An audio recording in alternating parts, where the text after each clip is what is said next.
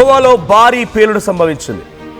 గోవాలో ఒక్కసారిగా అర్ధరాత్రి సమయంలో బిర్చ్ నైట్ క్లబ్, నార్త్ గోవాలోని బిర్చ్ నైట్ క్లబ్లో ఒక భారీ పేలుడు సంభవించింది. ఈ పేలుడు తాటికి ఇప్పటికే 25 మంది మరణించారు. ఆర్పోరాలోని బీచ్ నైట్ క్లబ్లో, ఆర్పోరాలోని బ్రిడ్జ్ నైట్ క్లబ్లో ఈ ఒక పేలుడు సంభవించింది. అయితే ఈ పేలుడు గల ప్రధాన కారణం కిచెన్లోని ఓ సిలిండర్ పేలడమైనట్టుగా తెలుస్తోంది. ఈ సంఘటనలో ఆల్రెడీ కిచెన్లో పనిచేస్తున్నటువంటి స్టాఫ్, ఇతరత్ర సిబ్బంది మొత్తంగా 23 మంది స్పాట్లోనే మరణించారు. మరో 2 పరిస్థితి కూడా విషమంగా ఉంది. వారిద్దరిని కూడా పూర్తిగా 99% బర్న్స్ ఉన్నాయి. సో వారిద్దరి పరిస్థితి కూడా కొంత అడిటిగానే కనిపిస్తోంది. సో క్లబ్లో భద్రతా నిబంధనలు పాటించకపోవడంతోనే ఈ ప్రమాదం జరిగిందనేది పోలీసులు అంచనా వేస్తున్నారు. ఘటనా స్థలాన్ని వెంటనే అటు గోవా సీఎం ప్రమోద్ సావంత్ హుటాహుట్న అక్కడికి వెళ్ళిపోయారు. అక్కడ సంఘటనా స్థలాన్ని పరిశీలించారు. ఆయన అగ్ని ప్రమాదం పైన దర్యాప్తుకు ఆదేశించామన్నారు సీఎం. నిందితులపై కఠిన చర్యలు తీసుకుంటామని గోవా సీఎం అంటున్నారు. సో జనరల్గా గోవాలో డే టైం కంటే కూడా నైట్ టైంలోనే రద్దీగా ఎక్కువగా ఉంటూ ఉంటాయి. క్లబ్స్, పబ్స్, నైట్ పార్టీస్, తర్వాత ఇతరత్ర ఎక్స్ట్రా యాక్టివిటీస్ మొత్తం కూడా నైట్ టైంలోనే. డే టైం అంతా కూడా గోవాలో కొంత పీస్ఫుల్గా ఉంటుంది. కానీ సాయంత్రం అయితే చాలు డీజే సౌండ్లతో పబ్బులు, గబ్బులు అని చెప్పి మొత్తం గోవా అంతా కూడా దుమ్ము లేపుతూ ఉంటారు. సో అటువంటి సిచ్యువేషన్లోనే గోవాలో ఇప్పుడు జరిగినటువంటి ఈ ఇన్సిడెంట్ కూడా చోటు చేసుకుంది. సో అదొక ఆర్పోరా నార్త్ గోవాలోని బిర్చ్ నైట్ క్లబ్.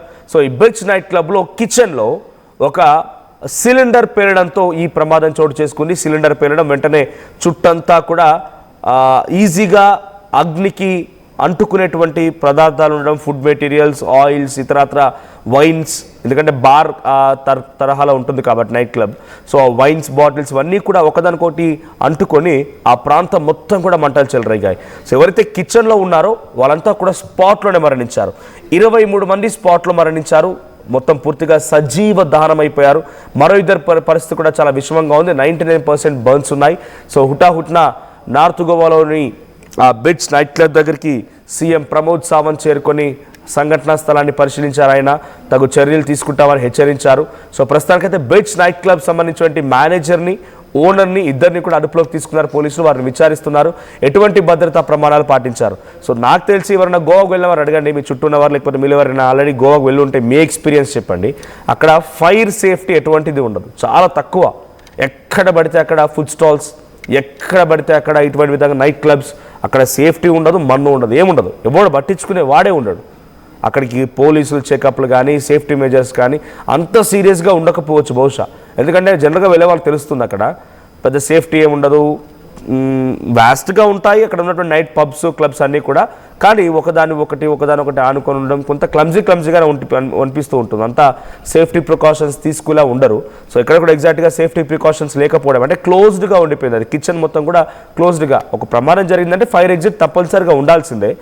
ఆ ఫైర్ ఎగ్జిట్ అనేది లేకపోవడంతోనే ఈ ప్రమాదం ఈ స్థాయిలో జరిగింది. ఒక భారీ శబ్దంతో అర్ధరాత్రి సమయంలో ఒకవైపు అందరూ కూడా నైట్ వైబ్, వీకెండ్ కూడా నైట్ వైబ్ని ఎంజాయ్ చేస్తున్నారు. గోవాలో ఆ వ్యూని, ఆ రిఫ్రెష్మెంట్ని, ఆ సౌండ్స్ని, ఆ డీజే మూతల్ని వింటూ ఎంజాయ్ చేస్తూ రిఫ్రెష్ అవుతున్న క్రమంలో ఒక్కసారిగా భారీ శబ్దంతో ఒక పేలుడు సంభవించింది. అంతా షాక్ గురయ్యారు.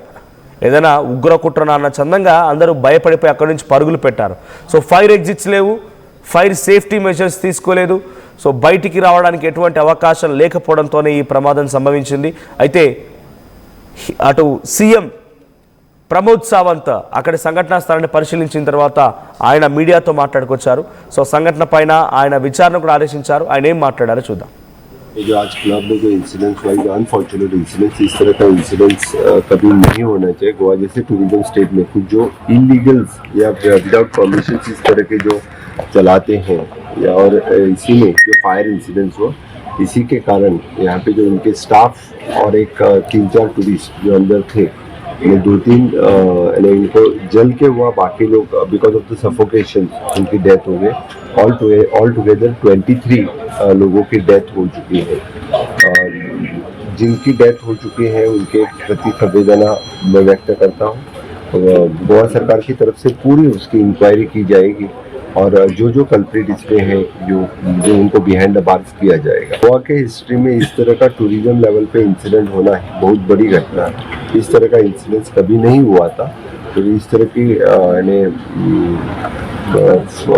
फायर सेफ्टी और tragedy this is the first time at least 10-20 साल में तो पहला इंसिडेंट, इतनी बड़ा इंसिडेंस कभी नहीं हुआ था। पर हैंड्स फोर्थ मेरी पुलिस डिपार्टमेंट, फायर डिपार्टमेंट इनको पूरी तरह से సేఫ్టీ లేనికి రైట్, ప్రమాదంపై విచారణకు ఆదేశించాము. ఈ ప్రమాదంలో ఎటువంటి నిర్లక్ష్యత ఉన్నా వారిపై కఠిన చర్యలు తీసుకుంటామని డాక్టర్ ప్రమోద్ సావంత్ అంటున్నారు, గోవా సీఎం. సో అయితే జనరల్గా రీసెంట్గా జరిగిన ఇన్సిడెంట్స్తో మనం ఫైర్ యాక్సిడెంట్ అంటే చాలా వరకు మనం చివరి దశకు వచ్చాము. ఈ ఏడాది మొత్తం కూడా డిసెంబర్లో ఉన్నాం. సో రీసెంట్ డేస్లో జరిగిన యాక్టివిటీస్లో మనం కనుక గమనిస్తే హైదరాబాద్లో కూడా ఇన్సిడెంట్ చోటు చేసుకుంది. షాలిబండ దగ్గర కొన్ని కోట్ల రూపాయల నష్టం. ఏం జరిగిందో తెలియదు కానీ ఒకసారిగా భారీ శబ్దంతో ఒక ఏకంగా భూకంపం వచ్చిందా అన్న చందంగా అక్కడ చుట్టుపక్కల ప్రజలు మొత్తం కూడా భయభ్రాంతులకు గురయ్యారు. ఒక ఎలక్ట్రానిక్ షోరూంలో జరిగినటువంటి ఇన్సిడెంట్ ఇది. అంతకంటే ముందు చాలా ఇన్సిడెంట్స్ జరిగాయి. సో నార్త్ గోవాలో జరిగినటువంటి ఈ ఇన్సిడెంట్ పక్కన పెడితే హైదరాబాద్లో ఒక రోడ్ యాక్సిడెంట్లో కూడా బైక్ వెళ్ళిపోయి కార్ని ఢీ కొడితే, ఈ డిసెంబర్లోనే బైక్ వెళ్ళిపోయి ఆ కార్ని ఢీ కొడితే ఆ బైక్లో నుంచి మంటలు వచ్చి ఆ బైక్పై వెళ్తున్నటువంటి వ్యక్తి స్పాట్లోనే అగ్నికి సజీవ దహనమైపోయాడు. సో అతను జైపూర్ ఐస్ క్రీమ్ ఫ్యాక్టరీలో కూడా ఒక ఇన్సిడెంట్ చోటు చేసుకుంది. అక్కడ 10 మరణాలు సంభవించాయి. సో మేజర్ ఫైర్ అక్కడ కూడా ఇన్సిడెంట్ చోటు చేసుకుంది జైపూర్ ఐస్ ఫ్యాక్టరీలో. తర్వాత లుధియానా ఫ్యాక్టరీ ఫైర్ అంటే అక్కడ కూడా ఒక ఫ్యాక్టరీలో ఫైర్ సంభవించింది లుధియానాలో. సో మ్యాసివ్ ఫైర్ ఎప్పుడైతే cattle feed manufacturing unit Bahadur K road requiring more than 6 hours to control. So 6 గంటలు పట్టిందట మంటలు నార్పడానికి. సో ఈ ఇన్సిడెంట్లో సుమారుగా 4 మరణించారు. సో పూణేలోని ఇండస్ట్రియల్ యూనిట్లో కూడా ఇటువంటి ఘటన చోటు చేసుకుంది. కేవలం నేను చెప్తోంది ఈ 4-5 రోజుల్లోనే, ఈరోజు డిసెంబర్ ఆల్మోస్ట్ 7th. సో ఈ 7 డేస్లోనే ఇన్సిడెంట్స్ అన్నీ కూడా. సో కొంత కేఫ్గా ఉండండి, చివరి అంకానికి చేరుకున్న వేడాలి కాబట్టి పార్టీస్ అని, నైట్ క్లబ్స్ అని, గోవాకు వెళ్ళేవారు తగు జాగ్రత్తలు తీసుకోండి, సేఫ్టీ మెజర్స్ పాటించండి.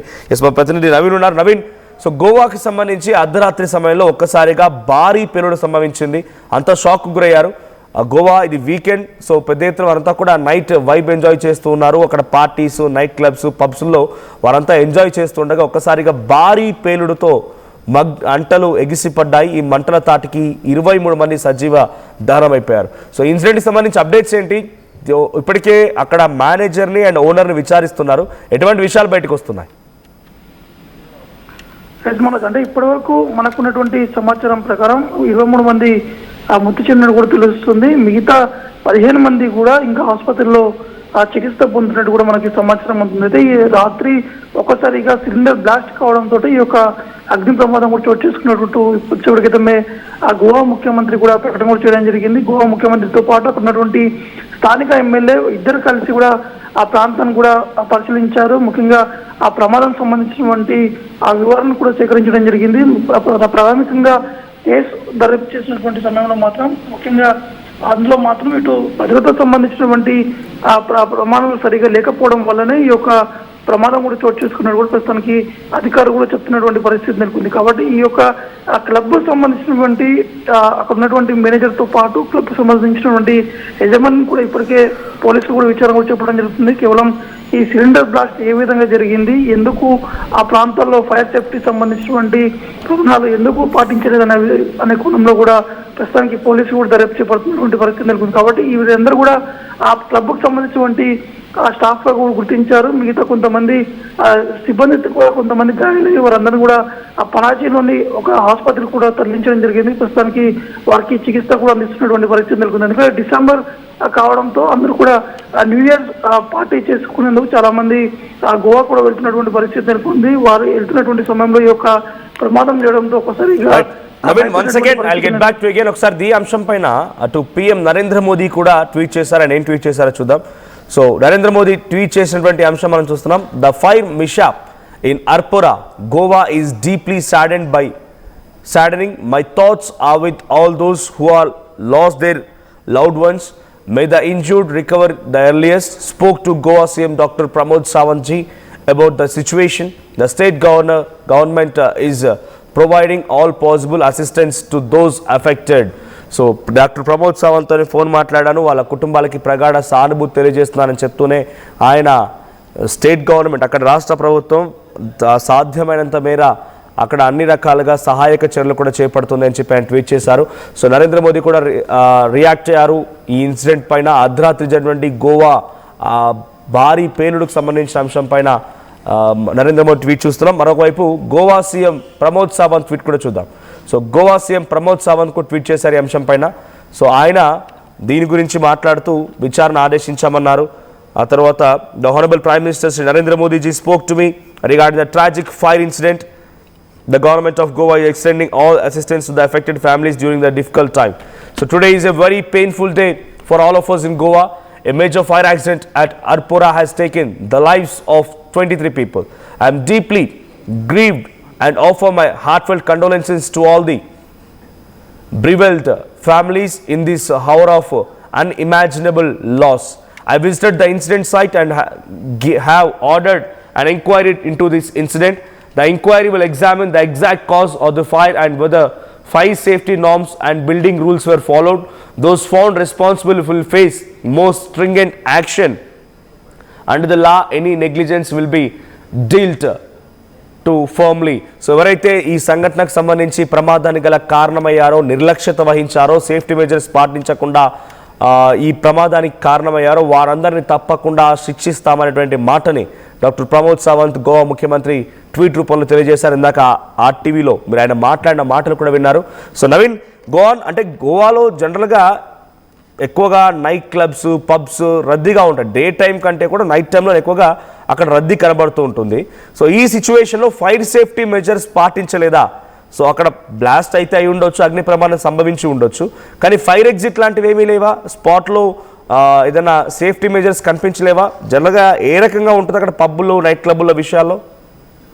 అంటే ఎగ్జాక్ట్గా అంటే గోవా ముఖ్యమంత్రి కూడా క్లారిటీ కూడా ఇవ్వడం జరిగింది. ఈ ఫైర్ సేఫ్టీ పాటించకపోవడం వల్లనే ఈ యొక్క ప్రమాదం కూడా చోటు చేసుకున్నట్టు కూడా వారు స్పష్టంగా మీడియాతో మాట్లాడుతున్నటువంటి సందర్భంలో ఈ అంశాన్ని ప్రస్తావించినటువంటి పరిస్థితి నెలకొంది. కాబట్టి ఈ క్లబ్ అనేది లాస్ట్ ఇయర్ ఓపెన్ కూడా చేసినట్టు కూడా తెలుస్తుంది. ముఖ్యంగా దీనికి సంబంధించినటువంటి సేఫ్టీ ప్రికాషన్స్ కావచ్చు, ఒకవేళ పూర్తి స్థాయిలో పాటించకపోతే మాత్రం ఖచ్చితంగా అధికారుల పైన కూడా మేము చర్యలు తీసుకుంటామని చెప్పేసి గోవా ముఖ్యమంత్రి చెప్పినటువంటి పరిస్థితి నెలకొంది. ఎక్కువ శాతం చాలా మంది పబ్లిక్ అంతా కూడా గోవాకు వెళ్తారు, అక్కడ సేఫ్టీగా ఉంటుంది, ఎటువంటి ఇబ్బందులు ఉండదు, ఒక ఎంజాయ్ చేయొచ్చు అనే విధంగా కూడా చాలా మంది టూరిస్టులు అందరూ కూడా గోవా కూడా వెళ్తున్నటువంటి సందర్భం నెలకొంది. అక్కడ ఎక్కువగా క్లబ్లోనే ఎంజాయ్ చేస్తున్నటువంటి సిచ్యువేషన్ నెలకొంది. కానీ ఈ యొక్క ప్రమాదం చోటు చేసుకోవడంతో ఒక్కసారిగా గోవా అంతా ఉలిక్కిపడినటువంటి పరిస్థితి దొరుకుతుంది. ప్రస్తుతానికి 21 మంది ఇంకా గాయాలన్నట్టు కూడా తెలుస్తుంది. చరిత్ర సృష్టించినోడు